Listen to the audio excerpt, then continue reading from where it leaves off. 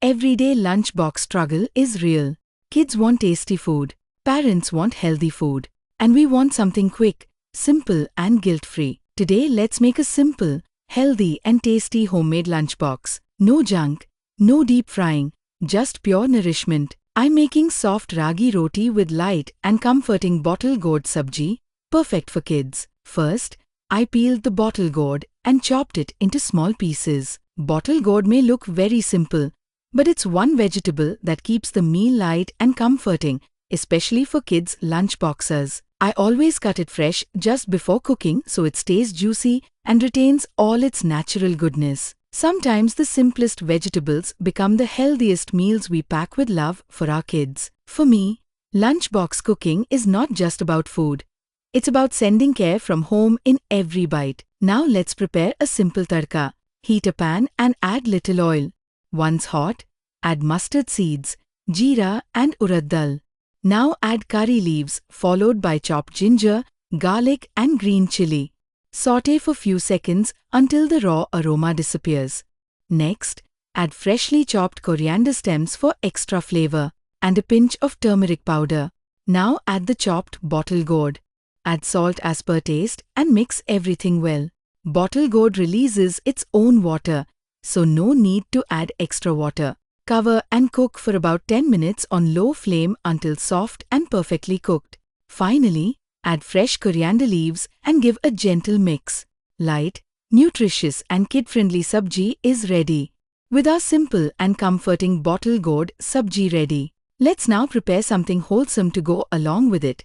Soft and nutritious ragi roti. I have taken 1 cup ragi flour and sieved it well. To this, add a 1/4 cup rice flour. I am sieving ragi flour and rice flour both because this step makes the dough light and prevents the rotis from becoming dense or hard. Now I'm slowly adding hot water little by little. Ragi flour absorbs water very quickly, so it's always better to add water gradually instead of pouring everything at once.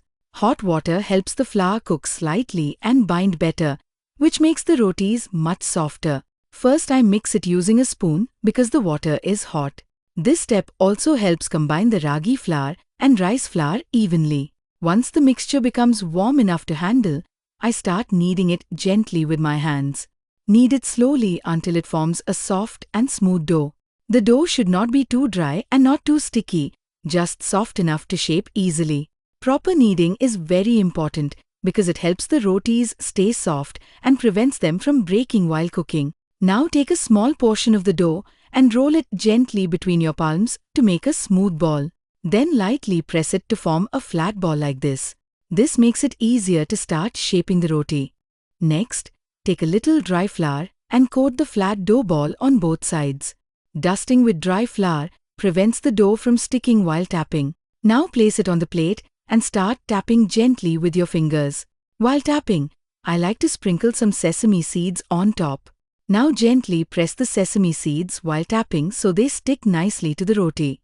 Now carefully place the ragi roti onto the hot tawa. Immediately apply a little water on the top surface of the roti.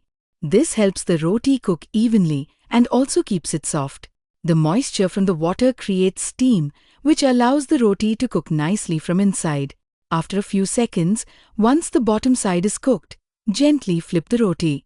Now let it cook well on the other side until you see light golden spots. This method makes the ragi roti soft, well cooked and perfect for lunchboxes. Now our soft and nutritious ragi rotis are ready. Place the warm rotis neatly in the lunchbox and add the freshly cooked bottle gourd sabji on the side. Along with this, I'm also adding a small portion of fresh curd. Curd makes the meal more balanced and also helps in easy digestion. Sometimes the best lunch boxes are not fancy ones.